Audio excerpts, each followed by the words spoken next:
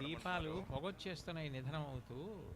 ఆ పొగ వల్ల దగ్గొస్తోంది. అందుకని ఆ దీపాలు కిందికి దింపేస్తే ఇబ్బంది. ఈరోజు ఇంత గొప్ప హిందూ సమ్మేళనాన్ని ఏర్పాటు చేశారు. నిజానికి శివ సంకల్పమస్తు అని ఒక్కొక్క మహానుభావుడు కారణజన్ముడై ఆయనలోకి భగవంతుడు ప్రవేశించి ఒక గొప్ప ఆలోచనని కలిగేటట్లుగా చేస్తాడు. ఆయనకి కలిగిన ఆ ఆలోచన ఆ తరువాతి కాలంలో జాతికి అంతటికీ కూడా సంరక్షణం అవుతుంది. ఒక్కొక్కసారి దేశాన్ని కాపాడుతుంది, ఒక్కొక్కసారి ఒక్కొక్క కుటుంబాన్ని కాపాడుతుంది. అట్లా మన సనాతన ధర్మము హిందూ అన్న మాట వాడుతున్నారు. సనాతన ధర్మంలో ఉన్న వారందరినీ కూడా ఒక త్రాటి మీద నడిపించడానికి, అందులో ఉన్నటువంటి సమస్యల్ని లోపాలని ఎప్పటికప్పుడు గుర్తించి దిద్దుకోవడానికి, అందరినీ ఒక తాటి మీద నడిపించి ఫలితాన్ని సాధించడానికి ఒకప్పుడు హెడ్గేవార్ గారని ఆయన ఈ ఆర్ఎస్ఎస్ని స్థాపించారు. ఆయన వైద్య వృత్తిని అభ్యసించిన కారణం చేత, వృత్తిరీత్యా వైద్యుడైన కారణం చేత ఆయన్ని డాక్టర్ గారు అని పిలుస్తుండేవారు. ఆయనది మొదటి నుంచి కూడా ఒక విలక్షణమైన ఆలోచన పద్ధతి. దానికి నేను ఒక్క ఉదాహరణ చూపిస్తాను. సాధారణంగా మనం సనాతన ధర్మంలో గురు పూజ అని చేస్తాం. నాకు అలవాటైపోయి ప్రవచనాల్లో సనాతన ధర్మము అని వస్తూ ఉంటుంది, నాకు హిందూ అన్న మాటకి ప్రత్యామ్నాయంగా. సనాతన ధర్మంలో గురు పూజ అత్యంత ప్రధానమైన పూజ. నిజానికి ఆషాఢ శుక్ల పౌర్ణమి గురు పూజ వ్యాస పూజగా నిర్ణయింపబడి, ఆ రోజున అందరూ గురువుని దర్శించి గురువుకి నమస్కరించి గురువుగారికి కృతజ్ఞత వెల్లడిస్తారు. కానీ హెడ్గేవార్ గారు గురు పూజ చేసినప్పుడు ఒక వ్యక్తికి గురు పూజ చెయ్యడం అన్న పద్ధతికి బదులుగా ధ్వజానికి అంటే పతాకానికే గురు పూజ చెయ్యడము అన్న పద్ధతిని ప్రవేశపెట్టారు.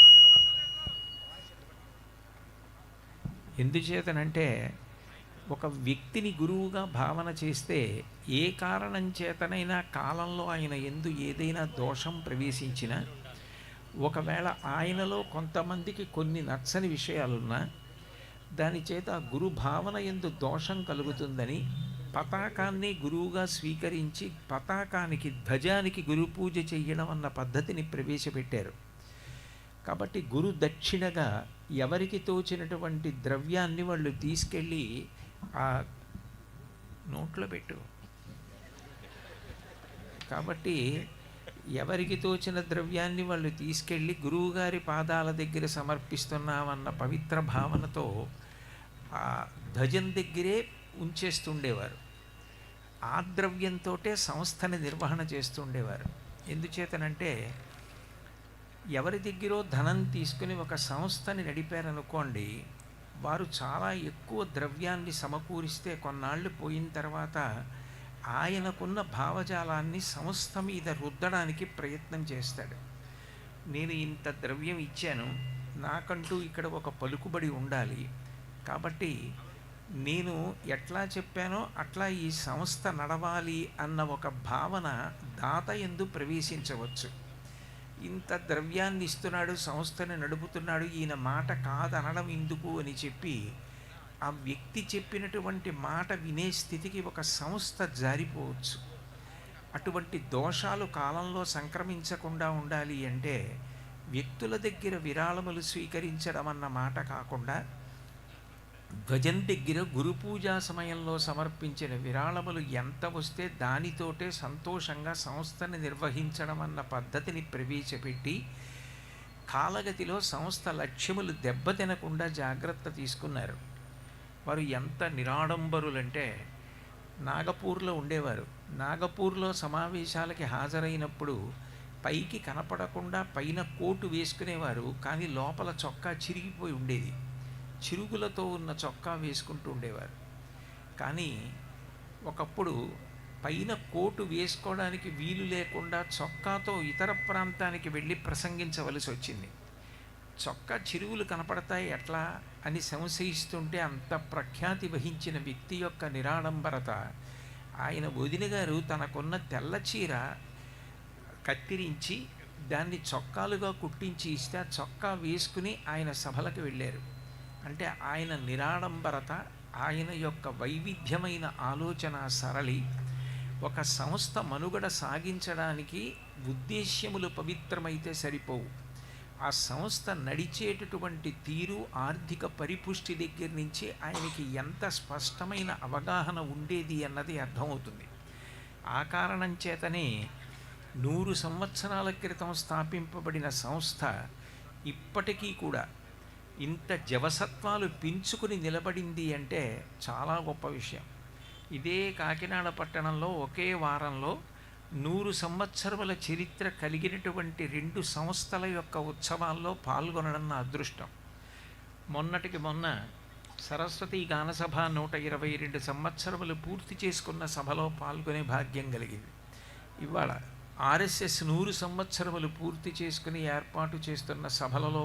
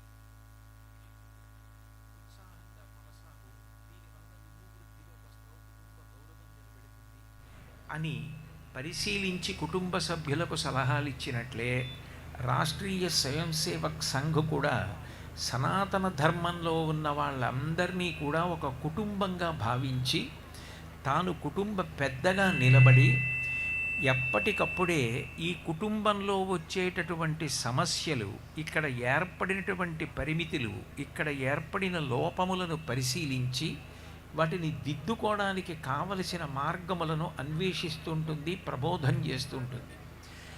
అట్లా ఈ 100 సంవత్సరాల్లో ఇప్పుడు నేను చెప్పవలసిన అవసరం లేదు. ఎన్నో విషయాలలో ఆర్ఎస్ఎస్ ప్రముఖ పాత్ర పోషించింది, గొప్ప గొప్ప విజయాలు సాధించింది.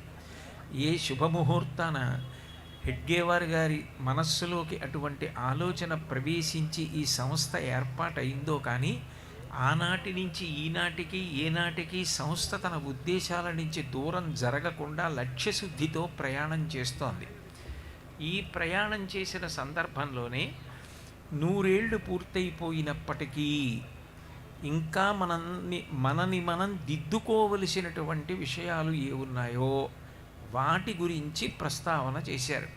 నిజానికి ఈ సభల యొక్క ప్రధాన ఉద్దేశ్యం ఏమి అంటే, ఏ 5 విషయముల గురించి సనాతన ధర్మము అన్న కుటుంబము, సనాతన ధర్మము అన్న సమాజము, ఇక్కడ అందరూ కలిపి ఒక కుటుంబమైతే, మనందరం ఒక కుటుంబంగా ఒకరోజు సాయంకాలం కూర్చుని అరమరిక లేకుండా మాట్లాడుకుంటే ఇల్లు వృద్ధిలోకి రావడానికి మన యందు ఏ దోషములున్నాయన్నది పరిశీలించుకోవడం గొప్ప. మనని మనం వీపు మీద తట్టుకుని మనం ఇంతటి వాళ్ళం, మనం అంతటి వాళ్ళం, మన గొప్ప ఇంతటిది అని చెప్పుకోవడం మంచిదే, అది ఆత్మవిశ్వాసానికి పనికొస్తుంది. కానీ అంతకన్నా గొప్పది ఏది అంటే మన లోపాన్ని మనం పరిశీలించుకోవడం, మన లోపాన్ని పరిశీలించుకొని ఇది మన లోపమని చెప్పడం కాదు, ఆ లోపం దిద్దుకోవడానికి పరిష్కారం ఏది ఉన్నది అన్నదాన్ని ఒక్కసారి జ్ఞాపకం చేసుకోవడం. దాని కొరకు ఈ సభలో యథార్థమునకు ఉద్దేశింపబడ్డాయి. దానిలో 5 దోషములు ఇప్పుడు సమకాలీన సమాజంలో ఏవి ప్రబలంగా విస్తరించి ఉన్నాయో, ఏ 5 దోషముల వలన మనందరం కూడా సనాతన ధర్మము లేదా హైందవ సమాజం అనండి, ఆ సమాజమునందు ఉండవలసినంత ఐకమత్యత ఉండకుండా మనం సాధించగలిగినంత ప్రగతి, పురోగతి, విజయం సాధించలేకపోతున్నామో, ఈ 5ంటిని దిద్దుకొమ్మని చెప్పడం కోసమే యథార్థమునకు అఖిల భారత స్థాయిలో ఈ సభలు ఏర్పాటయ్యాయి. ఎక్కడో ఒక్కచోట ఈ సభని తీసుకెళ్ళి హెడ్గేవారు పుట్టిన నాగపూర్లోనో, ఏ కాశీ పట్టణంలోనో, ఏ ఉజ్జయిన్లోనో, ఏ తిరుమలలోనో ఈ సభలు నిర్వహిస్తే అందరికీ అందే అవకాశం ఉండదని వాడవాడన విభాగం చేసి అక్కడ ఉన్న వాళ్ళందరూ కూడా అక్కడే కూర్చుని ఒక్కసారి సింహావలోకనం చేసుకోవాలి, దీనికి ఆరోగ్యవంతమైన వాతావరణంలో ఇది జరగాలి అన్న సదుద్దేశ్యంతో ఈ సభలు ఏర్పాటు చేయబడ్డాయి. ఇది నిజమునకు ఆత్మ పరిశీలనము, మన గురించి మనం పరిశీలించుకునేటటువంటి సభ. దానికి పరివర్తనము అన్న మాట వాడారు. పరివర్తనము అన్న మాటకు అర్థం ఏంటంటే, నేను అన్నవరం వెడుతున్నాను అనుకోండి, అన్నవరం వెడుతున్నాను అనుకుని కారెక్కి కూర్చొని దారి ఒక్కలాగే ఉంటుంది కాబట్టి అటువైపుకి తిరిగితే అన్నవరం పెడతాను, ఇటువైపుకి తిరిగితే దక్షారామం పెడతాను. నేను ఇటువైపు వెళ్ళిపోతున్నాను అనుకోండి, కొంతసేపు అయిన తర్వాత నాకు దక్షారామ అని కనపడింది అనుకోండి, నేను ఇదేంటి అన్నవరం వైపు దక్షారామం ఉండదే అని అనుమానం వచ్చి ఆగి, ఏమండి అన్నవరం వెడుతుందా ఈ దారి అని అడిగాను అనుకోండి, అన్నవరం వెళ్ళదండి, మీరు తప్పు త్రోవలో వెళ్ళిపోతున్నారు, దక్షారామానికి అన్నవరానికి తేడా లేకపోవచ్చు తత్వతః, కానీ మీరు అన్నవరం వెళదాం అనుకుంటే మాత్రం ఈ ముందుకు వెళ్ళడం కాదు. ఏది తీసేయమంటారు? అయ్యయ్యో, అలా వద్దు, నేనే పట్టుకుంటా. బాగుంది. ఇది పని చేయట్లేదా? ఇది తీసేనాయనా.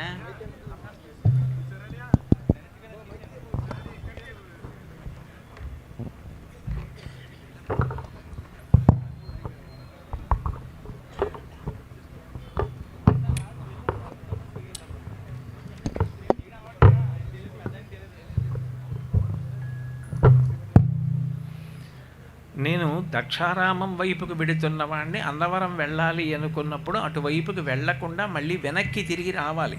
వెనక్కి తిరిగి వచ్చి భేషజానికి పోకూడదు. నేను వెనక్కి తిరగడమా, నేను మళ్ళీ అటువైపుకి వెళ్ళడమా, ఇలా ముందుకెడితే అన్నవరం రాదా అన్న పెంకితనం పనికిరాదు. నేను ఖచ్చితంగా వెనక్కి తిరగవలసిందే. తిరిగి ఇలా వెడితే అన్నవరం వెడతాను అని తెలుసుకొని నేను వెడుతున్నటువంటి త్రోవలో ఆత్మపరిశీలనం చేసుకుని మళ్ళీ వెనక్కి తిరిగి వస్తే నేను వెళ్ళవలసినటువంటి ప్రదేశానికి నేను వెడతాను. పరివర్తన అంటే మార్పు. ఆ మార్పు మన యందు కొంత కావలసిన అవసరం ఉన్నది. మనని మనం పరిశీలనం చేసుకుని నిజమే మన యందు ఈ దోషం ఉన్నది, ఈ దోషాన్ని మనం దిద్దుకుందాం అని ఆరోగ్యవంతమైనటువంటి వాతావరణంలో ఏ భేషజానికి పోకుండా, ఏ విధమైన పక్షపాతం లేకుండా నిస్వార్థంగా ఆలోచించి మనం ఏ సనాతన ధర్మమునకు చెందిన వారమో ఆ సనాతన ధర్మము సంఘటితమై నిలబడడానికి ఆలోచించుకోవడానికి ఏర్పాటు చేసిన సభలు ఈ సభలు. 5 విషయముల యందు పరివర్తన అవసరమై ఉన్నది అని 100 సంవత్సరముల నుంచి ఈ సనాతన ధర్మం యొక్క ప్రస్థానాన్ని జాగ్రత్తగా పరిశీలిస్తూ దీన్ని దెబ్బతినకుండా కాపాడాలనేటటువంటి తాపత్రయం ఉన్న పెద్దలు 5 రంగములను నిర్ణయం చేశారు. ఈ 5 విషయముల యందు మీరు ఈ సంవత్సరం అంతా కూడా పరిశీలనం చేసి 2025 సంవత్సరం పూర్తయిపోయింది. ఇప్పుడు ప్రారంభం డిసెంబర్ 31న 2026 సంవత్సరం అంతా కూడా ఒక ప్రమాణంగా సంవత్సర కాలాన్ని తీసుకుని ఈ మారాకు తొడిగే ప్రయత్నం చెయ్యండి. ఇది ఎవరో ఒకరు చేస్తే జరిగేది కాదు. ఒక కుటుంబ గౌరవం నిలబడాలంటే కుటుంబంలో అందరూ గౌరవంగా ప్రవర్తించాలి. మన అందరం కూడా మార్గంలో ప్రవర్తించాలని 5టిని సూచించారు. ఆ పంచ పరివర్తనము 5టి యందు రావలసిన మార్పు. అందులో మొట్టమొదటిదిగా ఏది చెప్పారు అంటే సామాజిక సమరస భావన. అంటే ఈ సమాజమంతా ఏదైతే ఉన్నదో ఇదంతా ఒక కుటుంబమే, ఒక కుటుంబమే, మనందరం ఒక కుటుంబమే అని నేను ఇవాళ రాత్రంతా కూర్చుని ఇక్కడ చెప్పినా మళ్ళీ తెల్లవారేటప్పటికీ ఆయన వీరు నేను వీరు అన్న భావన పోకుండా ఉండడం సాధ్యం కాదు. ఖచ్చితంగా భావన ఉండి తీరుతుంది. సనాతన ధర్మం యొక్క గొప్పతనం ఎక్కడుందంటే ఇటువంటి దోషములు పోవడానికి పరిష్కారం చెప్పారు. అందుకని శంకర భగవత్పాదులు గొప్పవారయ్యారు. అందుకని రామాయణం గొప్పదైంది, అందుకు భారతం గొప్పదైంది, అందుకు భాగవతం గొప్పదైంది. దానికి వారు ఏ పరిష్కారం చెప్పారంటే నేను మీకు ఒక ఉదాహరణగా శంకరాచార్యుల వారి స్తోత్రంలోంచే ఉటంకించాలి అంటే అన్నపూర్ణాష్టకం చేస్తూ కాశీలో అన్నపూర్ణమ్మ దగ్గరికి వెళ్ళి శంకరాచార్యుల వారు ఒక మాట అన్నారు. మాతాచ పార్వతీదేవి పితాదేవో మహేశ్వర బాంధవా శివభక్తాశ్చ స్వదేశో భువనత్రయం అన్నారు. మనందరం అన్నదమ్ములం, మనందరం అక్క చెల్లెళ్ళం అని ఎన్నాళ్ళు అనుకుంటే ఆ భావన వస్తుంది? రాదు. దానికి మార్గం శంకరులు చెప్పారు. వైతాళికులు, జగద్గురువులు, మహాపురుషులు ఎవరు చెప్పిన మార్గము ఉన్నదో దాన్ని మనం విస్మరించాం. ఏది మనం వదిలిపెట్టి వెడుతున్నామో దాని వైపుకి మళ్ళీ వెనక్కి తిరగడం పరివర్తన. శంకరులు చెప్పిన మార్గాన్ని జ్ఞాపకం చేసుకో. దేనివల్ల మనందరం అన్నదమ్ములం, అక్క చెల్లెళ్ళాం అంటే మనందరికీ అమ్మ పార్వతీదేవి, మనందరికీ తండ్రి పరమశివుడు. మీరు పరమశివుడు పార్వతీదేవనండి, లక్ష్మీనారాయణులనండి, పేర్లలో తేడాయే తప్ప తత్వతః సనాతన ధర్మమునందు ఒకే దైవము ఈ రూపాలుగా ప్రకాశిస్తోంది. ఏకస్త్వమేవ బహుధా భవభాసిలోకే నిశ్శంకధీర్ వృషభకేతన మల్లినాథ శ్రీభ్రామరీ ప్రియ సుఖాశ్రయ లోకనాథ శ్రీమల్లికార్జున విభో తవ సుప్రభాతం అంటారు. వేదమును ప్రమాణంగా చేసుకొని అందరం కలిసి ఏ వైదికమైనటువంటి పద్ధతిలో ఆరాధన చేస్తున్నామో ఆ భగవంతుడు భక్తులు కోరుకున్నప్పుడు రూపాలతో ప్రత్యక్షమయ్యాడు. అలా ప్రత్యక్షమైన రూపములు అనేక రూపములు పొందాయి. కానీ తత్వతః భగవత్తత్వము ఒక్కటే. ఆయనే శివుడు, ఆయనే నారాయణుడు. అప్పుడు ఆ పార్వతీ పరమేశ్వరులు మనకి తల్లిదండ్రులైతే, ఆ లక్ష్మీనారాయణులు మనకి తల్లిదండ్రులైతే మనందరం ఎవరం అవుతాం? మనందరం అన్నదమ్ములం, అక్క చెల్లెళ్ళం అవుతాం. నిన్నను వైకుంఠ ఏకాదశి ఉత్తర ద్వారాల దగ్గరికి, వెంకటేశ్వర దేవాలయాలకి, విష్ణువాలయాలకి అందరూ వెళ్ళారు. అందరూ వెళ్ళినప్పుడు భార్య భర్త వెళ్ళినా అమ్మవారిని చూసి అమ్మా అంటారు. అంతేకాని భర్త నేను అమ్మా అంటున్నాను, నువ్వు అలా అనకూడదు, నువ్వు అత్తయ్యాను అంటాడా? అనడు. భార్య వెళ్ళినా, భర్త వెళ్ళినా, అన్నదమ్ములు వెళ్ళినా, అక్క చెల్లెళ్ళు వెళ్ళినా, తోడికోడళ్ళు వెళ్ళినా, తోడళ్ళు వెళ్ళినా అందరూ పిలిచేది భగవంతుణ్ణి అమ్మా అయ్యా అని పిలుస్తారు. అసలు దూర్జటైతే ఇంకో అడుగు ముందుకేశాడు. అమ్మా అయ్యయటంచు ఎవరిని నేనన్నన్ శివా నిన్నేను సూయి నీమది తల్లిదండ్రులటంచున్ చూడగా బోకు నాకిమ్మై తల్లియు తండ్రియున్ గురుడు నీవే కాక సంసారపుంచిమ్మంచీకటి కప్పకుండా కనుమా శ్రీకాళహస్తీశ్వర అంటాడు. లౌకికంగా నేను నాకు జన్మనిచ్చిన వారిని అమ్మ అంటాను, నాన్నగారు అంటాను. నేను గౌరవంగా సమాజంలో ఎవరినైనా పిలిచినప్పుడు అమ్మాయి రండి అంటాను. నేను అమ్మ అని ఎవరినన్నా, అయ్యా అని ఎవరినన్నా, ఓ కాళహస్తీశ్వర నిన్నేను సుమా, జ్ఞానప్రసూనాంబ నిన్నేను సుమా. మనందరం అన్నదమ్ములం, అక్క చెల్లెళ్ళమన్న భావన మనకి నేర్పినటువంటి వేదములు కానీ పురాణములు కానీ ఏకో దేవ సర్వభూతాంతరాత్మ సర్వభూతేషు గూఢ. ఇది మనకి వేదం నేర్పినటువంటి మాట. మాతాచ పార్వతీదేవి శంకరాచార్యులు వారు నేర్పినటువంటి మాట. ఇవి యథార్థములు అని మనం అంగీకరించి సనాతన ధర్మంలో ఉన్నప్పుడు అందరి మధ్య ఉన్నటువంటి అపోహలు కానీ భేదభావములు కానీ పోగొట్టుకోవడానికి ప్రధానమైనటువంటి ఏ సారమున్నదో దాన్ని విస్మరించి ముందుకు వెళ్ళడం చేత ఉండడం అంటే ఉన్నామని అనుకుంటున్నాం, కానీ ఉండవలసిన ఐకమత్యత కొరవడింది. ఒక్కొక్కసారి వ్యవహారం నడుస్తుంది, కానీ జరగవలసిన ప్రయోజనం జరగదు. ఒక తండ్రి ఇద్దరు కొడుకుల్ని పిలిచి ఓ 2 పెద్ద బూరెల గంప ఒకటి తయారు చేసి ఇచ్చి, ఒరే ఈ బూరెలు పట్టుకెళ్ళి అమ్మిరండి, ₹1కి ఒక బూరె చొప్పున అమ్మండి అని చెప్పి అన్నగారి తల మీద బూరెల గంప పెట్టి కాకులు వచ్చి పొడిచి తినేయడానికి ప్రయత్నిస్తారా, నువ్వు పక్కన కర్ర పట్టుకుని ఇళ్ళు, అన్నయ్య అలిసిపోతే తమ్ముడు మొయ్యాలి, అన్న కర్ర పట్టుకోవాలి. ఇద్దరూ వెడుతున్నారు. ఎందుకైనా మంచిది నీ దగ్గర కూడా ₹1 ఉంచుకొని బయలుదేరండి, ఏ దాహమో వేస్తే ఎక్కడైనా మజ్జిగ కొనుక్కోవచ్చు అన్నాడు. అన్న తమ్ముడు బయలుదేరి వెడుతున్నారు. బూరెల వాసన విపరీతంగా వస్తోంది. ఎలా తినాలనుంది అన్నకి తమ్ముడికి. అన్నయ్య అన్నాడు, ఈ బూరెల వాసనకి ఒక్క బూరె తినాలనుందిరా, ఎలా తినడం అన్నాడు. అంటే తమ్ముడు అన్నాడు, అన్నయ్య బెంగ పెట్టుకోకు, నాన్నగారు ఏం చెప్పారు, ₹1కి ఒక బూరె అమ్మమన్నారు, నీ దగ్గర ₹1 ఉంది కదా, ఆ బూరెల గంప నా తల మీద పెట్టుకుంటాను, ఆ ₹1 నాకు ఇచ్చి బూరి తీసుకో అన్నాడు. అన్నగారు తమ్ముడికి ₹1 ఇచ్చి బూరి పుచ్చుకున్నాడు. ఇప్పుడు తమ్ముడి దగ్గరికి ₹1 వచ్చింది. కొంచెం దూరం వెళ్ళిన తర్వాత తమ్ముడికి బూర్లు తిందామనిపించింది. తమ్ముడు బూర్లు బుట్ట అన్నగారి బుర్ర మీద పెట్టి కాసేపు ఆగి ఈ ₹1 ఇచ్చి ఈయనోసారి తిన్నాడు. ఇలా వాళ్ళ అమ్మడానికి అంగడికి వెళ్ళేటప్పటికి ఆ ₹1 అటు ఇటు మార్చుకుని ఇద్దరూ చెరో సగం తిన్నారు. అమ్మలేదా అంటే అమ్మారు, ప్రతిసారి ₹1 ఇవ్వలేదా అంటే ఇచ్చారు. కానీ నిజానికి బూర్లు అమ్మిన ₹100 ఏవి 100 బూర్లకి లేవు. ఎందుకనంటే ₹1తోటే కాలక్షేపం చేసేశారు, నడిచేసింది. అంటే పైకి చాలా గొప్పగా కనపడుతుంది, లోపల డొల్ల. పైకి మన అందరం హిందూ సమాజం అని పేరు, లోపల డొల్ల, రకరకాలైనటువంటి భేదభావాలు. బహుశా ఇది గమనించారులా ఉంది Rabindranath Tagore. Where the mind is without fear and the head is held high, where the world has not been broken up into fragments by narrow domestic walls, to thee my country అని ప్రార్థన చేశాడు.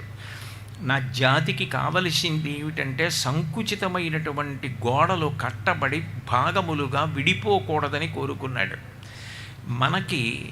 మనందరం భగవంతుని యొక్క పిల్లలం, మనందరం ఒక కుటుంబం, మనందరం అన్నదమ్ములం, మనందరం అక్క చెల్లెళ్ళం. ఈ భావన ఉందనుకోండి, త్యాగం ఉంటుంది, ఒకరిని ఒకరు రక్షించుకోవడం ఉంటుంది. చిన్న పిల్లలు, కవల పిల్లలు పుట్టారనుకోండి, నాకే ఉదాహరణకి దాపరికం ఎందుకు, నా కొడుకు పిల్లలు ఉన్నారు, కవల పిల్లలు, ఇద్దరు 2వ క్లాస్ చదువుకుంటున్నారు, అన్న చెల్లి. ఈ మధ్య వాళ్ళ అన్నయ్యకి ఏదో పరీక్షకి వెళ్ళవలసి వచ్చింది. వాడు ఏదో ఒక కాంపిటేటివ్ ఎగ్జామ్స్లో స్పెల్లింగ్స్ రాయడంలో ఫైనల్స్కి వచ్చాడు. వాడికి ఆ పరీక్ష ఉంటుందేమోనని వాడు వాళ్ళ నాన్నతో కలిసి శ్రీకాళహస్తి వెళ్ళడానికి, నాన్నగారు నేను ఫైనల్స్కి వెళ్తున్నాను, నేను రానండి, నేను ఉండి ఆ పరీక్షకు వెడతాను అని అడిగాడు. అడిగితే మా అబ్బాయి వాళ్ళ చెల్లెల్ని అడిగాడు, నువ్వు వస్తావా అన్నాడు. నేను రానంది. ఎందుకు రావన్నాడు. అన్నయ్య రాడు కదా అని రానంది. అన్నయ్య రాకపోతే నువ్వు రాకపోవడం ఎందుకు, అన్నయ్య పరీక్షకు వెళ్తున్నాడు, నువ్వేం చేస్తావు అన్నాడు. నేను అన్నయ్యతో పరీక్షకి వెళ్ళి బయట కూర్చుంటాను, అన్నయ్య పరీక్ష రాసి వచ్చేసాక అన్నయ్యతో ఇంటికి వచ్చేస్తాను, అన్నయ్య లేకుండా నేను రానంది. అంటే దానికి ఆడుకుంటే అన్నయ్యతో, కాళహస్తి వెడితే అన్నయ్యతో, ప్రదక్షిణం చేస్తే అన్నయ్యతో, అన్నయ్య లేకుండా దానికి ఏం అక్కర్లేదు. ఎందుకు వచ్చింది ఆ భావన? అన్నా చెల్లెళ్ళు కాబట్టి. ఒకరినొకరు ఎందుకు ఆదుకుంటారు? ఈ నది నీళ్లు మీరు తాగండి మేము తాగుతాం అని ఎప్పుడంటారు? అన్నదమ్ములైతే. ఈ భూభాగం మీది మాది, అన్నదమ్ములం కాబట్టి. ఈ సమైక్యత భావం ఎందుకు కొరబడుతుంది? ప్రతిదానికి కొట్లాటలు ఎందుకు వస్తాయి? అన్నదమ్ములన్న భావన లేదు కాబట్టి. అన్నదమ్ములన్న భావన ఉందనుకోండి, నిజంగా తమ్ముడు పేదవాడై కూతురికి మంచి సంబంధం వస్తే నోరు మొయ్యి, డబ్బు లేదంటే ఏంటి, నాకు కూతురు కాదా, నాకు కూతురే, ఎవ్వరికీ తెలియక్కర్లేదు, ఈ డబ్బు ఉంచు, నీ దగ్గర అవసరం ఉన్నప్పుడు ఈ ముందు అమ్మాయి పెళ్లి చెయ్యి అంటాడు అన్నగారు. అన్నగారికి అవసరం వస్తే తమ్ముడు నిలబడతాడు. ఎందుకని, ఇద్దరి మధ్య ఐక్యతా భావన, అది ప్రధానం. అది పోయింది ఇవాళ. అది గుర్తించింది ఆర్ఎస్ఎస్. అది గుర్తించి ఈ సభలు అందుకు పెట్టింది. ఈ పరిష్కారమును మీరు జ్ఞాపకం చేసుకోండి. అందుకని ఈ సభ యొక్క ప్రధాన ఉద్దేశ్యం ఏమిటి అంటే, కేవలము సమస్యని ప్రస్తావన చేసి వెళ్ళిపోమ్మని కాదు, సమస్యకి పరిష్కారం ఏమి, మనకి వచ్చినటువంటి ఈ రుగ్మతలకి మనం ఏ పరిష్కారం ద్వారా మళ్ళీ కలిసి ఉండాలి. పావుని పూజించగలిగిన వాడు, చెట్టుని పూజించగలిగిన వాడు పక్క మనిషిని ఎందుకు ఆదరించలేకపోతున్నాడు? ఎందుకు ఇన్ని విభేదాలు వచ్చాయి? ఈ విభేదాలు పోవాలి అంటే అంతర్బహిశ్చ తత్సర్వం వ్యాప్య నారాయణ స్థిత, మనందరిలో ఉన్నది భగవానుడని, మనందరం ఆ తల్లిదండ్రుల యొక్క బిడ్డలమన్న భావన కలిగితే, సనాతన ధర్మ కుటుంబమంతా ఒక్కటిగా నిలబడగలిగితే, ఆ ఒక్కటిగా నిలబడడంలోనే అన్ని సుగుణాలు వచ్చేస్తాయి. నేను ఇందాక మీతో మనవి చేసినట్టు, అన్న కొరకు తమ్ముడు, భార్య కొరకు భర్త, తండ్రి కొరకు బిడ్డలు, బిడ్డల కొరకు తండ్రి, అలా నిలబడతారు. విశాఖపట్నంలో ద్వాదశి వారు ఉన్నారు. నేను ఒక రోజున మా స్నేహితుడి ఇంట్లో నిలబడితే ఆయన పౌరోహిత్యం చేయడానికి వచ్చారు, సత్యనారాయణ వ్రతం చేయించడానికి. నేను ఆయన ఏదో బయటికి వెడితే ఆయన్ని పిలవడం కోసం గడప దాటి ముందుకెళ్ళాను. ఆయన బాల్కనీలో నించుని ఎక్సలెంట్ ఇంగ్లీష్ మాట్లాడుతుంటే నేను ఆశ్చర్యపోయాను. ఇదేంటి, పౌరోహిత్యం చేస్తున్నానంటున్నారు, ఇంత మంచి ఇంగ్లీష్ మాట్లాడుతున్నారు, పైగా ఏదో టెక్నికల్ టెర్మినాలజీ మాట్లాడుతున్నారని. ఆయన మాట్లాడేసిన తర్వాత అడిగా, మీరు ఏం చదువుకున్నారని అడిగాను. అడిగితే ఆయన అన్నారు, నేను ఎంఎస్సి బయోకెమిస్ట్రీ అండి అన్నారు. వాళ్ళ తమ్ముడిని అడిగాను, ఆయన పోస్ట్ గ్రాడ్యుయేషన్. ఇద్దరు విద్యాధికులు, సైంటిస్టులుగా ఉద్యోగాలు చేసేవారు. వాళ్ళ నాన్నగారు మృత్యుశయ్య మీద ఉంటే ఇద్దరు వచ్చారు. వస్తే వాళ్ళ నాన్నగారు కనుకొలుకులలోంచి నీళ్లు కారుతూ, ఇంత కష్టపడి ఈ విద్యతో ఎవరికి కష్టం ఉన్నా పౌరోహిత్యం చేసి వాళ్ళు సంతోషపడేటట్టుగా ఇంతకాలం నుంచి మన కుటుంబం నిలబడింది. ఇద్దరు కొడుకులు మీరు సైంటిస్టులుగా ఉద్యోగాలు చేసుకుంటున్నారు. నా తర్వాత ఇంకా ఇలా 10 మందికి ఆదుకునే పద్ధతి మన ఇంట ఉండదని ఏడుస్తున్నాను రా అన్నాడు.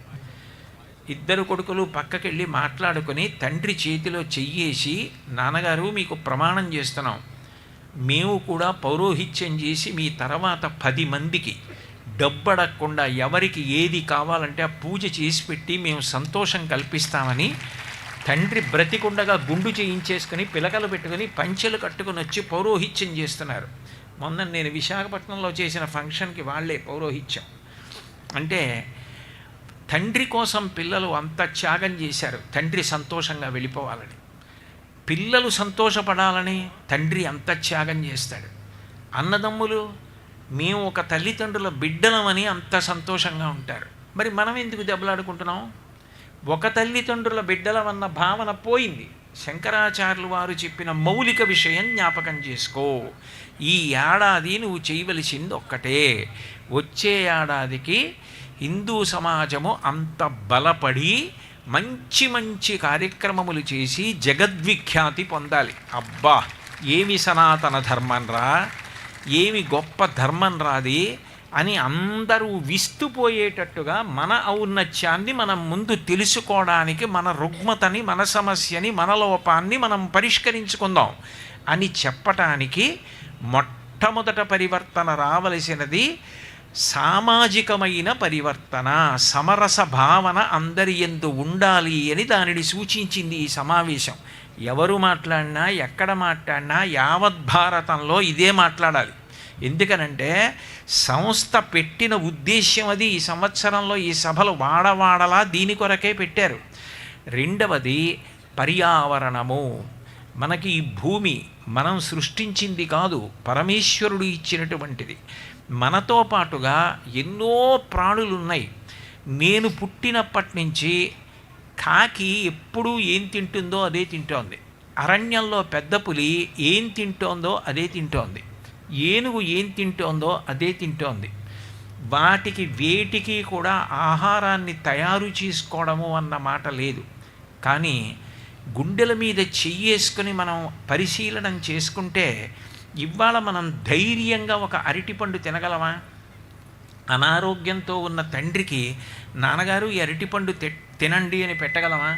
నాతో మా మనవల చిన్నతనంలో ఒక పీడియాట్రిషియన్ దగ్గరికి తీసుకెళ్ళినప్పుడు నేను యాపిల్ పండు పెట్టమంటారా డాక్టర్ గారు అని అడిగితే పొరపాటున కూడా పెట్టకండి.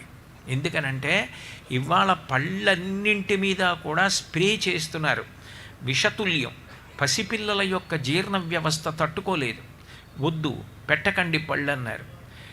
ఆకుపచ్చగా ఉన్న పండు తొందరగా పసుపు రంగులోకి రావడానికి విషాన్ని చల్లుకుంటున్నది ఎవరు? బస్తా పండే చోట 100 బస్తాలు పండాలన్న తాపత్రయం పడుతున్నది ఎవరు?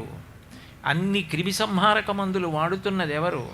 ఇవాళ ఎక్కడైనా ఆవు పేడతో వ్యవసాయం జరిగి 1 కేజీ బియ్యం అట్లా కాకుండా సురక్షితంగా పండించిన ఉంటే 50కి 100 ఇస్తామని వెంటపడి పరిగెత్తవలసిన దుస్థితి కల్పించుకున్నది ఎవరు? ఏ ఇతర ప్రాణి కాదు, మనిషే. మనమే పృథివిలోంచి వచ్చేటటువంటిది అంతటినీ విషతుల్యం చేశాం, భూమి మట్టినంతటినీ విషం చేశాం. ఇక్కడమ్మాయినే పెళ్లి చేసుకున్నారు డాక్టర్ ఎల్లాప్రగడ సుబ్బారావు గారు.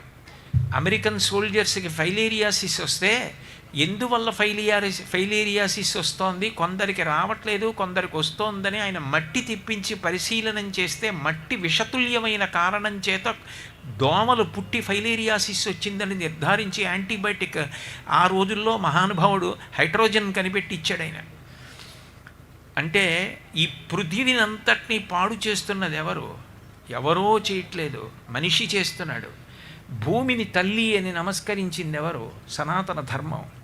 నిద్ర లేవగానే భూమి మీద కాళ్ళు పెట్టగానే పర్వతస్థన మండలే విష్ణుపత్ని నమస్తుభ్యం పాదాహతిం క్షమస్వమే అని భూదేవి నా తల్లి అన్నది ఎవరు? సనాతన ధర్మం. మరి నువ్వేం చేస్తున్నావు పృథివీ పట్ల? ఆవిడ ఏం సంతోషిస్తుంది నువ్వు ప్రవర్తించే ప్రవర్తనకి? మార్పు రావాలి కదా. పృథివిని పాడు చేసుకుంటే భావితరాలు ఎలా బాగుపడతాయి? ఎక్కడ వరకో అక్కర్లేదు, ఎన్ని ప్లాస్టిక్ బాటిల్స్ వాడుతున్నాం మనం.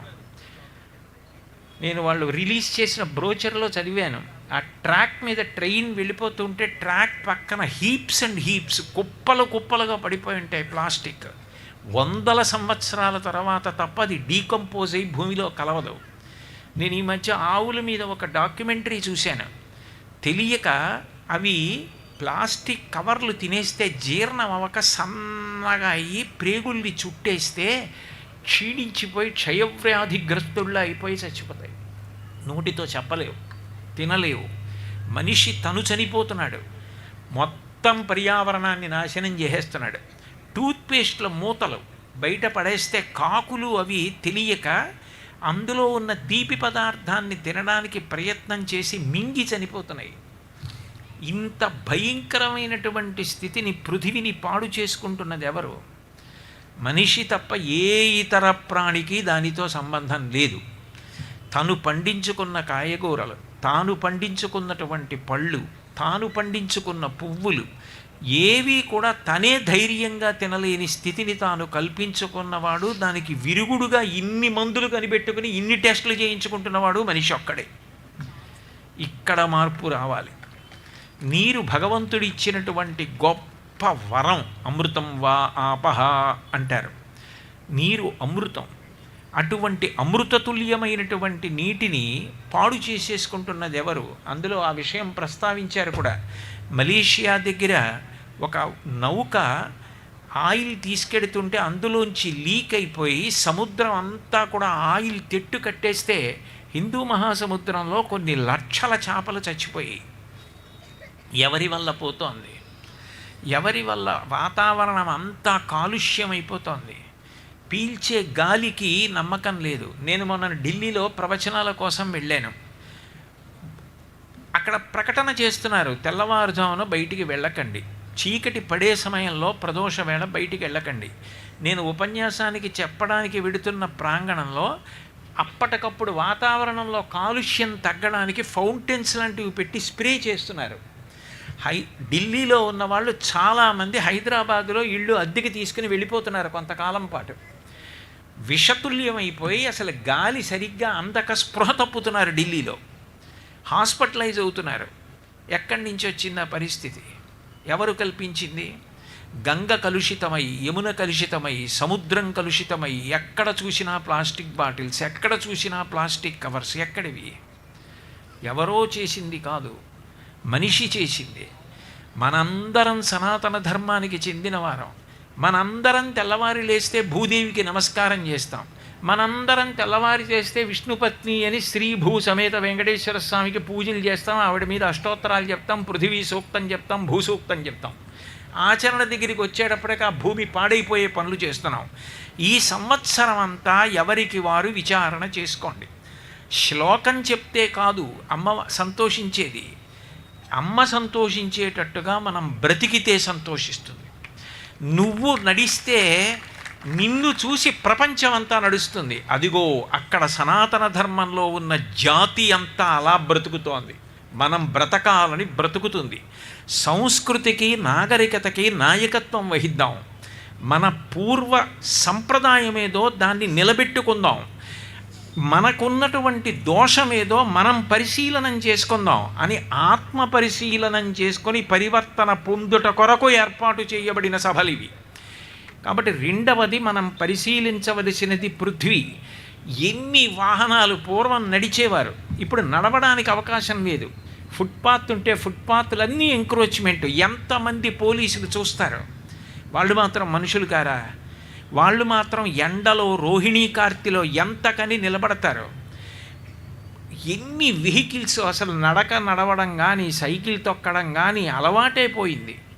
బయటకి వెళదామంటే ఏ వాహనం గుద్దేస్తుందో భయం. అన్ని వాహనాల సంఖ్య పెరిగిపోయింది. అంత పెట్రోలు, అంత డీజిలు, అంత ఎమిషన్స్, అంత కార్బన్ మొనాక్సైడ్, అంత నైట్రోజన్, ఆఖరికి ముక్కులు మండిపోయి ఒళ్ళు దురదలు వచ్చేసే పరిస్థితికి వచ్చేసి ఆక్సిజన్ సిలిండర్ సప్లిమెంటేషన్ పక్కన పెట్టుకుంటే తప్ప బ్రతకలేని స్థితికి జారిపోవడానికి కారణం మనం పంచభూతాల్ని పాడు చేసుకోవడం కాదా? ఈ పరిస్థితి గురించి మీరు బాగా ఆలోచించండి. గ్లోబల్ వార్మింగ్ అంటున్నారు. భూమి వేడెక్కిపోతోందంటున్నారు. ఓజోన్ పొరకి కన్నం పడుతోందంటున్నారు. అల్ట్రావైలెట్ కిరణాలు కింద పడుతున్నాయంటున్నారు. మనుష్య జాతికే ప్రమాదం అంటున్నారు. ఇదంతా జరగడానికి కారణము మనము కాదా? ఇది మనం పూజ చేస్తున్నాం కదా. ఒక కుటుంబంలో వాళ్ళు కూర్చున్నట్టు కూర్చుని ఆలోచించుకుందాం. మనం తెల్లవారి లేస్తే భూమికి నమస్కారం, తెల్లవారి లేస్తే నమస్తే వాయో త్వమేవ ప్రత్యక్షం బ్రహ్మాసి అని వాయువుకి నమస్కారం చేసేది. వాయువునంతటినీ కాలుష్యం. ఒకప్పుడు వాకాటి పాండురంగారావు గారు విశాఖపట్నం పోర్ట్ ట్రస్ట్లో పబ్లిక్ రిలేషన్స్ డైరెక్టర్గా ఉంటే ఆయనకి కారు ఇచ్చారు. ఇస్తే ఆయన refused, I don't want to take a car అని రాశారు ఫైల్ మీద. వై అని రాశాడు. చైర్మన్ ఆశ్చర్యపోయి రాస్తే ఆయన అన్నాడు, I don't want to throw carbon monoxide on my fellow citizens face. I can walk from house to office and office to house. I don't take a car అని రాశాడు. Wonderful అని రాసి సంతకం పెట్టాడు చైర్మన్. ఏది ఆ సామాజిక స్పృహ? ఈ పాటి దూరానికి కారు ఎందుకు నడుద్దాంలే అన్న బాధ లేదు. నిజంగా నడుద్దామన్నా కుక్కల బెడద. ఇప్పుడు మళ్ళీ నేను ఆ సమస్య జోలికి వెళ్ళదలుచుకోలేదు. ఇప్పుడు ఎక్కడకని ఈ పరిస్థితి ఇలా ఉంటే పృథివీకి నమస్కారాలు పెట్టి ప్రయోజనం ఏమిటి?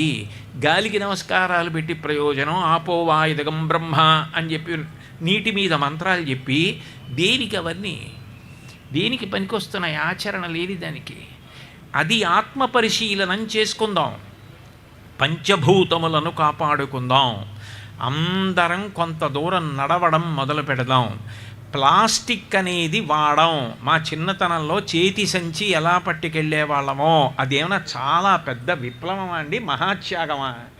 నిజంగా హిందూ సమాజం అంతా ప్రపంచం తెల్లబోయేలా జరగాలంటే 2026 చివరికి ఎవడూ ప్లాస్టిక్ కవర్ మేము ఇవ్వద్దు మాకు ప్లాస్టిక్ కవర్లో అని చేతి సంచి పట్టుకెడితే ఎంత ఆశ్చర్యకరమైనటువంటి మార్పు జరుగుతుంది. అది రావాలని అడుగుతోంది ఆర్ఎస్ఎస్ చెప్తున్నది కేవలము మన మతము గురించి, హిందూ ధర్మము గురించి కాదు. హిందూ జాతి ప్రపంచమునకు మార్గదర్శనంగా ఎలా నిలబడాలో దానికి మనం తీసుకోవలసిన చర్యలు, మన లోపాలు దిద్దుకోవడం గురించి మాట్లాడుతోంది. ఎవరికి వ్యతిరేకంగా మాట్లాడటం లేదు. అందరూ బాగుండాలని మాట్లాడుతోంది. గాలి బాగుంటే, నీరు బాగుంటే, పృథివీ బాగుంటే హిందువులు ఒక్కళ్ళే బాగుంటారా? అందరూ బాగుండాలి. లోకా సమస్తా సుఖినో భవంతు, అది ఈ సిద్ధాంతం. అందరూ బాగుండాలని మాట్లాడుతోంది. కాబట్టి మీరందరూ కూడా చెయ్యవలసినది పర్యావరణ పరిరక్షణము. మూడవది కుటుంబ పరివర్తన్. ఇవాళ మీ తాతగారి పేరేమిటి అని అడిగితే తెలియదు, ముత్తాతగారి పేరేమిటి తెలియదు. ఓ తద్దినం పెట్టేటప్పుడు పితామహ ప్రపితామహానాం అంటే తండ్రి, తాత, ముత్తాత పేర్లు తెలిసి ఉండాలి. చాలామందికి ఇవాళ తండ్రి, తాత, ముత్తాత గారి పేర్ల వరకు కొంతవరకు తెలిసేమో, ముత్తాత గారి పైనున్న వారి పేరు తెలియదు. అసలు ఇంటి ఫోటోలు లేవు. ఇంట్లో కుటుంబ సభ్యులందరూ ఒక సాయంకాలం వేళ సంతోషంగా కూర్చొని ఎవ్వరూ సెల్ ఫోన్ మాట్లాడకుండా పక్కన పెట్టేసి వారానికి 1 గంట సేపు ఆ ఇల్లు, ఆ ఇంట్లో మేనత్త, ఆ ఇంట్లో మేనత్తల పిల్లలు ఎవరు ఏం చేస్తున్నారు, పినతండ్రులు, పెదతండ్రులు, మన కుటుంబం, మనందరం కలిసి భోజనం చేయడం, ఎవ్వరూ భోజనం చేస్తున్నప్పుడు సెల్ ఫోన్ మాట్లాడకుండా ఉండడం, తల్లి తండ్రి గౌరవం. మన తాతగారు ఎట్లా బతికేవారు, ముత్తాతగారు ఎట్లా బతికేవారు, ఎంత త్యాగం చేశారు, ఎంత గౌరవం తెచ్చుకున్నారు, వాళ్ళ పేరు మీద సంవత్సరానికి 1 సభ చేద్దాం. 1 సభ చేసి తాతగారి గౌరవాన్ని స్మరిద్దాం, ముత్తాతగారి గౌరవాన్ని స్మరిద్దాం. కుటుంబంలో వారసత్వంగా నేర్పుతున్నది ఎక్కడుంది? ఇది లేనప్పుడు ఇంకా కుటుంబాలకు అర్థమేముంది? కుటుంబం గొప్పది, కుటుంబం గొప్పది, కుటుంబ వ్యవస్థ గొప్పది. మా సమాజంలో మేము భార్యాభర్తలంటే మాకు విడాకులు ఉండవు, మేము ఇలా కలిసిమెలిసి ఉంటాం, మేము పిల్లపాపలతో ఇలా ఉంటాం, మేము మా తల్లిదండ్రుల్ని మాతృదేవో భవ, పితృదేవో భవ, ఆచార్య దేవో భవ, అతిథి దేవో భవ మాకు మౌలిక సిద్ధాంతాలు. నువ్వు ఆచరణలో వారానికి 1 రోజు కుటుంబ పరంగా అందరూ కూర్చోండి. అది అడుగుతున్నది ఆర్ఎస్ఎస్ ఇవాళ, అది అడుగుతోంది ఇవాళ. మన కుటుంబాన్ని మనం దిద్దుకుందాం. వాళ్ళు ఏం మనకి ఆచరణ సాధ్యం కాని విషయాన్ని ప్రతిపాదించట్లేదు. మనందరినీ తలకో 10,000 ఇమ్మని అడగట్లేదు. ప్రతి వాళ్ళు రోజు 5 మైళ్ళు నడవండి ఈ ఏడాది అని అడగట్లేదు. వాళ్ళు అడుగుతున్నది మీ అందరూ కలిసి కూర్చోండి, మీ కుటుంబాన్ని మీరు గౌరవించండి, మీ అమ్మగారిని మీరు గౌరవించండి. అమ్మ కన్నా గొప్ప దేవత లేదు, పరదేవతయే అమ్మ రూపంలో ఉంది అని మన శాస్త్రం చెప్తోంది. ఎన్ని చోట్ల మాతృపూజలు జరుగుతున్నాయి, ఎన్ని చోట్ల అమ్మకి గౌరవం జరుగుతోంది, ఎన్ని చోట్ల తల్లి తండ్రి సంతోషించేటట్టుగా సెలవు పెట్టి ఏమీ వద్దు అమ్మ, నువ్వు చిన్నప్పుడు మాకు పెసర పుణుకులు వేసి కొబ్బరి పచ్చడి చేస్తే ఎంత బాగుండేదో, అమ్మ నువ్వు ఇప్పుడు రుబ్బలేవు కానీ నువ్వు దగ్గర ఓ చిన్న స్టూల్ వేసి కూర్చుని నీ కోడళ్లతో రుబ్బించు, ఇవాళ ఏం వద్దు, ముద్దపప్పు, చారు, కొబ్బరి పచ్చడి నీ ఆధ్వర్యంలో జరిగింది, మనందరం కూర్చుని తిందామమ్మా అని అమ్మ నాన్నతో కలిసి పిల్లలందరూ వచ్చి కూర్చుని తింటున్నదేది? పండుగ అంటే దానికి సంబంధించిన సంస్కృతి ఏది? రేపు సంక్రాంతి పండగ వస్తోంది, హరిదాసులేరి, గంగిరెద్దులేవి, ముగ్గులేవి, గొబ్బిళ్ళేవి, అన్నీ పోయాయి, కోడి పందాలు మిగిలేవి. కాబట్టి ఆలోచించుకో, నీ కుటుంబం ఏమిటి, నీ సంస్కృతి ఏమిటి, ఎక్కడి నుంచి వచ్చావు? ప్రతి చోట ఒక్కొక్క చోట ఒక్కొక్క సంస్కృతి ఉంది. సంస్కృతి అంటే చచ్చిపోతారు దాన్ని నిలబెట్టుకోవడానికి. ఏది మన రాష్ట్ర సంస్కృతి? మన పండగలు మనం నిలబెట్టుకుందాం.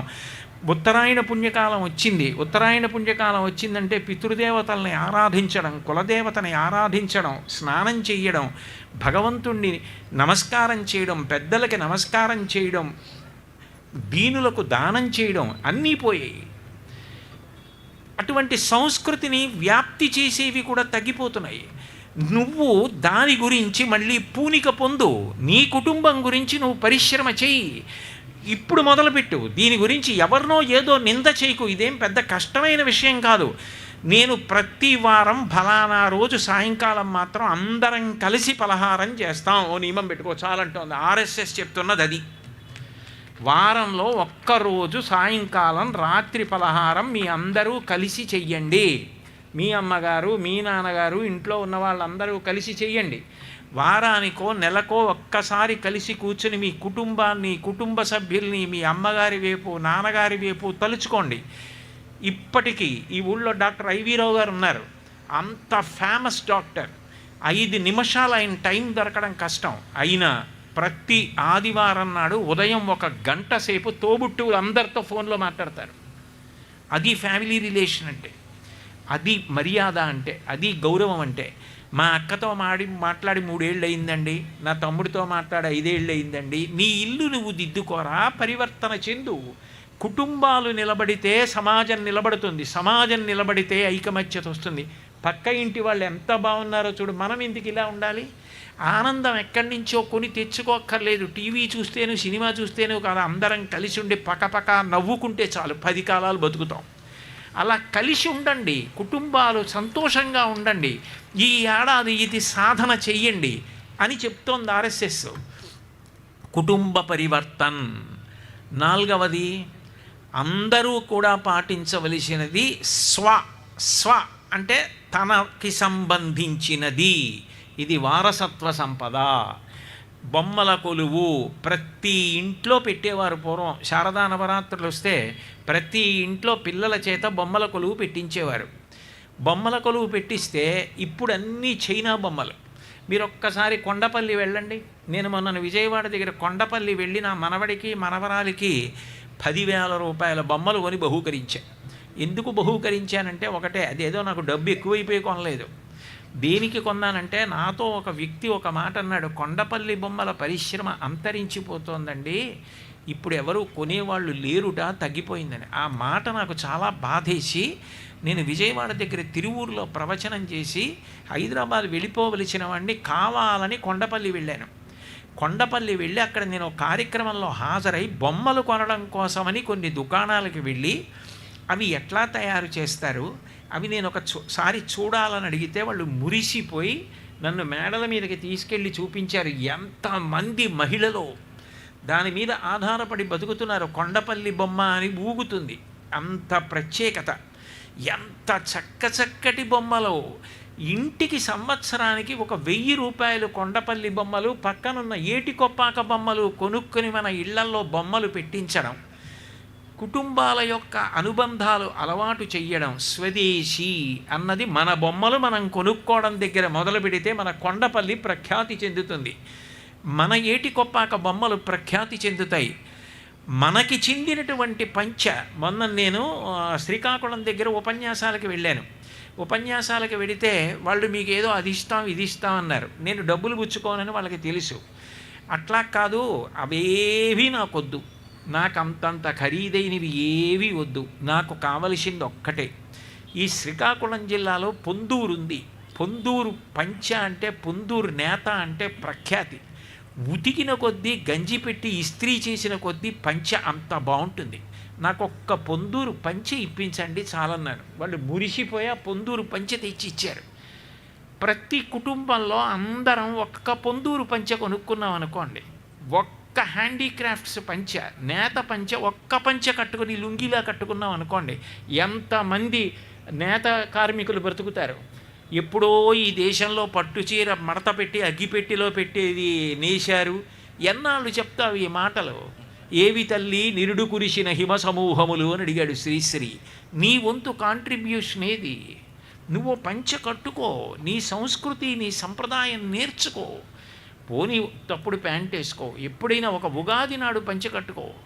పంచ కట్టుకోవడం రాకపోవడం గొప్ప, తెలుగు మాట్లాడడం రాకపోవడం గొప్ప అనుకోకు. నీవి నువ్వు ప్రోత్సహించు. ఒకప్పుడు 2వ ప్రపంచ యుద్ధంలో సర్వనాశనం అయిపోయింది జపాన్ అన్నారు. త్రూ రేషనలైజేషన్ ప్రపంచ ప్రఖ్యాత దేశంగా నిలబడింది. మళ్ళీ మా దేశాన్ని మేము ఉద్ధరించుకుంటామని పూనికతో తయారయ్యారు.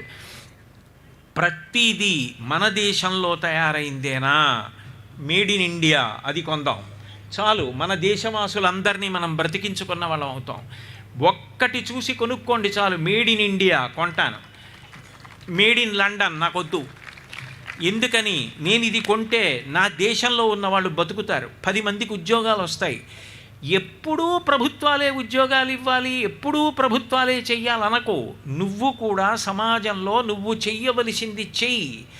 ఈ దేశానికి సంబంధించినవి, నీ జాతికి సంబంధించినవి కొనుక్కో, ప్రోత్సహించు, ఇది నేర్చుకో అని చెప్తోంది ఆర్ఎస్ఎస్. ఇది ఏడాది పాటు జరగవలసినటువంటి పరిశీలనం. నిజానికి ఇది విత్తనం. ఇక్కడ ఇవాళ సభ జరుగుతుంది, అయిపోతుంది. దాని ఉద్దేశం ఇంకా హిందూ సమ్మేళనాలు అయిపోయాయని కాదు. ఇది ఇంటికి వెళ్ళి జరగాలి. మళ్ళీ ఇంటికి వెళ్ళి 5 మార్పు రావాలని కోరుకుంటోంది ఆర్ఎస్ఎస్. మనందరం ఇలా బ్రతుకుదాం, అందరూ బాగుండడానికి మనం ముందుండి నడిపిద్దాం, అదిగో వాళ్ళల్లా ఉందాం విశాల హృదయంతో అని మనని చూసి మిగిలిన వాళ్ళు మారిపోవాలి. మారిపోయి వాళ్ళల్లా మనం ఉండలేమా, వాళ్ళల్లా మనం బ్రతకలేమా అని మన మంచిని వాళ్ళు కూడా గ్రహించాలి.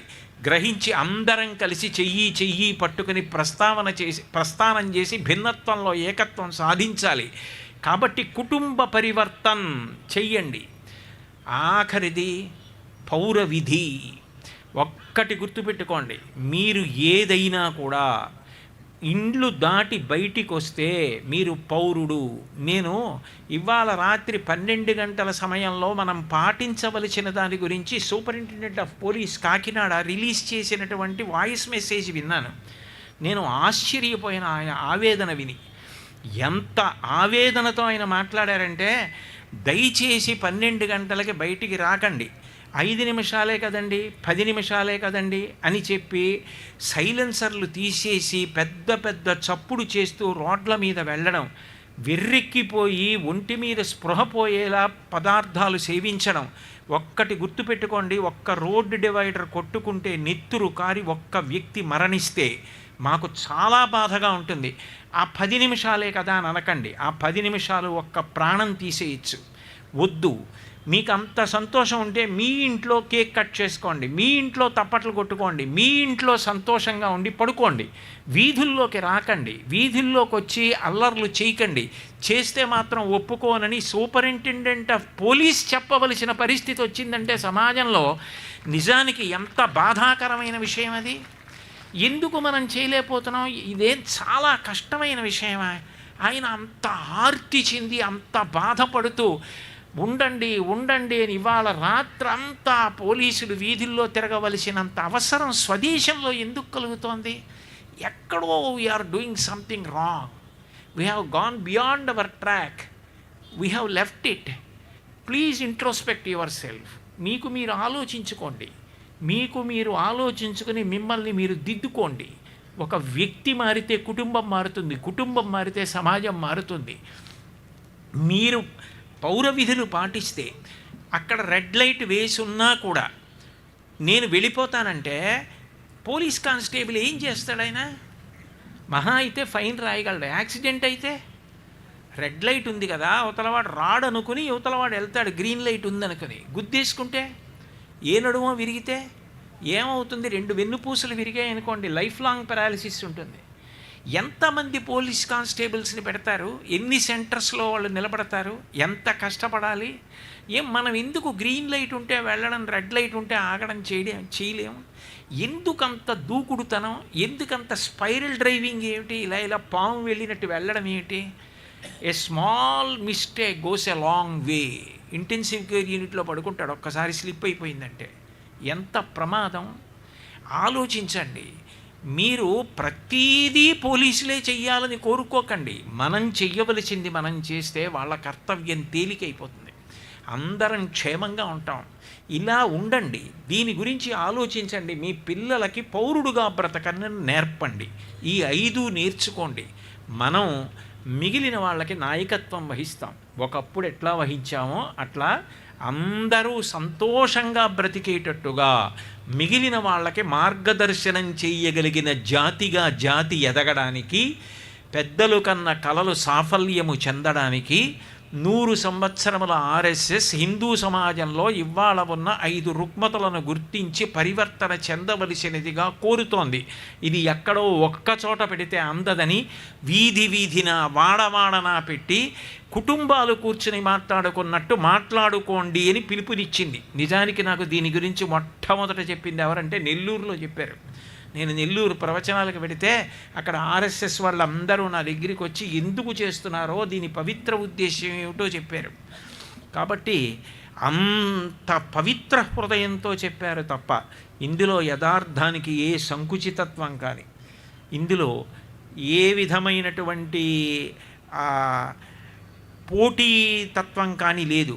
మన ఇల్లు చక్కదిద్దుకొని మనం బాగుపడితే అందరూ బాగుంటారు. అందరూ బాగుండేటట్టు నీ విలువ నువ్వు తెలుసుకుంటే, నీ దేశం విలువ నువ్వు తెలుసుకుంటే, నీ ఇంటి విలువ నువ్వు తెలుసుకుంటే, నువ్వున్న ధర్మం విలువ నువ్వు తెలుసుకుంటే, నీ కుటుంబం విలువ నువ్వు తెలుసుకుంటే, నీ తండ్రి గౌరవం నువ్వు తెలుసుకుంటే, నీ గురించి నీకు తెలిస్తే నువ్వు ఇంకా దేంట్లోకి పరిగెత్తక్కర్లేదు, నీకు నువ్వుగా తృప్తి పొందుతావు అన్నది ఆర్ఎస్ఎస్ యొక్క నినాదం. అది ఆర్ఎస్ఎస్ ఈ సంవత్సరం పాటు జరగాలని కోరుకుంటోంది. కాబట్టి ఎవరం మాట్లాడినా ఎక్కడ మాట్లాడినా ఇదే మాట్లాడాలి. ఎందుకంటే పెద్దలు ఇదే కోరుకుంటున్నారు. కాబట్టి పరివర్తన అన్న పేరుతో పంచపరివర్తన్, ఈ 5 రంగముల యందు పరివర్తన కోరుతోంది.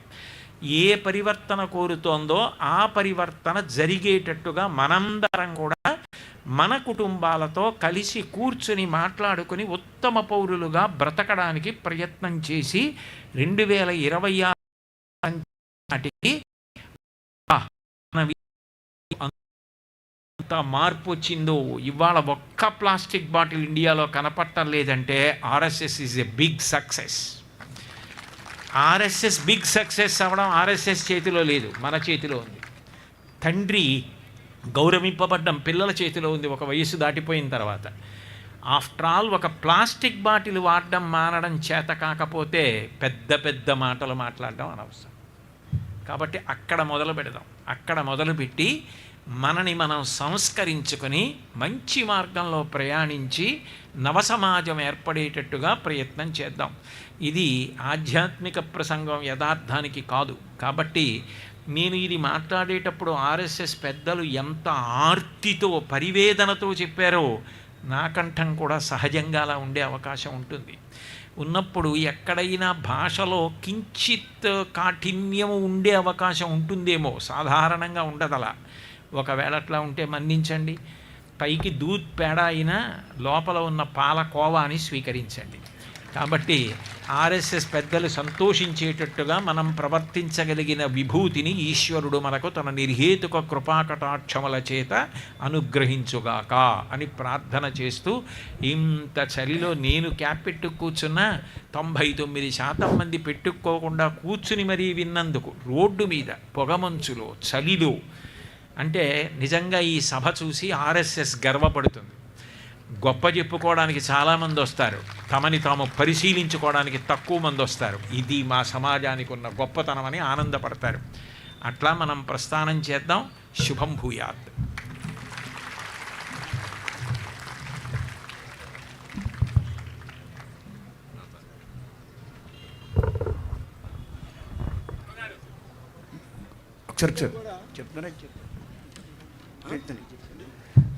గురుగారు, ఈరోజు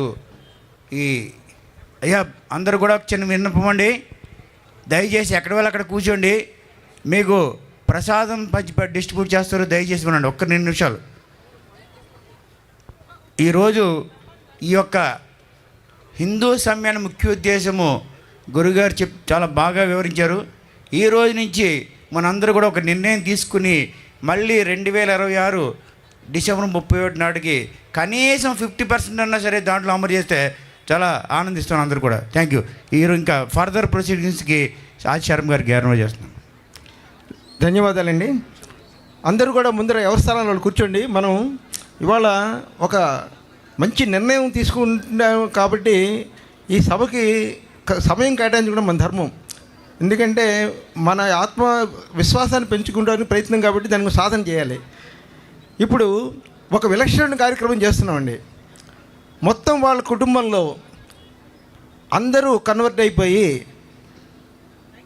వాళ్ళు ఒక్కరు మిగిలి అయినా సరే మేము ధర్మరక్షణలో భాగంగా ఉంటాము, మేము పుట్టిన మా ధర్మాన్ని వదలము అని చెప్పి కాకినాడలో మేము ఎవరున్నారని వెతికితే మాకు శ్రీ కండిలి జానకిరామయ్య గారు అండ్ శ్రీమతి పాప గారు, వారు దంపతులు మాకు పరిచయం అయ్యారు. వారికి ఈ సందర్భంగా మేము సన్మానం చేసుకోవాలంటే వారి గురించి శర్మ గారు ఇప్పుడు పరిచయం చేస్తారు. ముందర వారిని సగౌరవంగా వేదిక మీదకి ఆహ్వానిస్తున్నాను. మధ్యలో అండి.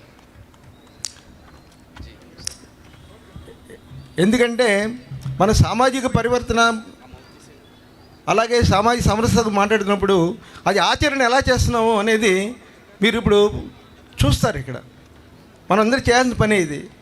ఒక చిన్న ప్రయత్నం ఇది. ఇప్పుడు ఆ దంపతులు ఇద్దరు కూడా వేదిక మీద వచ్చి అక్కడ ఉచితాసనలో కూర్చోవాల్సిన కోరుతున్నాం. పాప గారు అలాగే కండిల్ జానకిరామయ్య గారు ప్లీజ్ కమ్.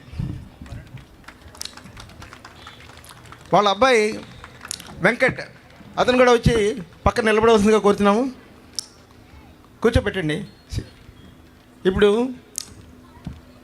వీరికి సన్మానం చేయవలసిందిగా మన పెద్దల్ని నేను కోరుతున్నాను. వీరికి ముందర సన్మానం చేసిన వారి పరిచయం శర్మ గారు చెప్తారు క్లుప్తంగా. శ్రీ కండిల్లి వెంకటస్వామి శ్రీమతి అచ్చయ్యమ్మ దంపతుల కుమారుడు శ్రీ కండిల్లి జానకిరామయ్య గారు, వారి ధర్మపత్ని శ్రీమతి పాప దంపతులు.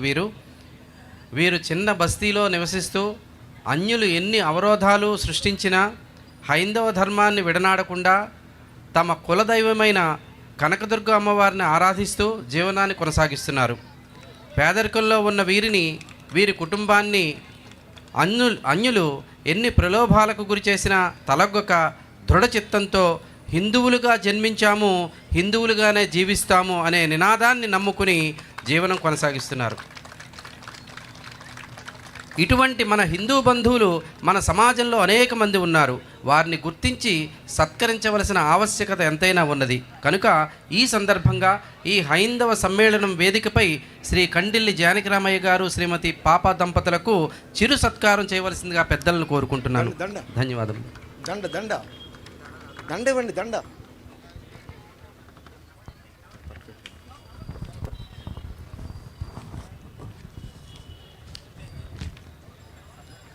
పెట్టండి. గురుగారు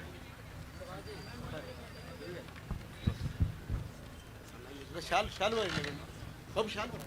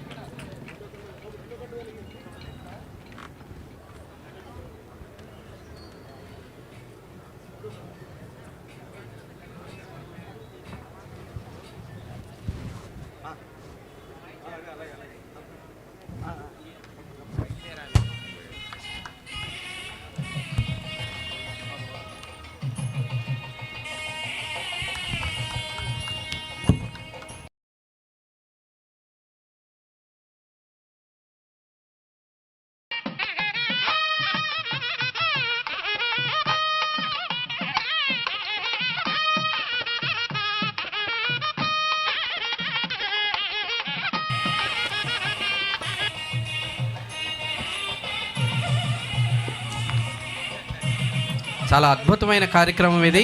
ప్రతి ఒక్కరు కూడా హర్షధ్వానాలు, కరతాళ ధ్వనులతో తెలియజేయాల్సిందిగా కోరుతున్నాము. ఎందుకంటే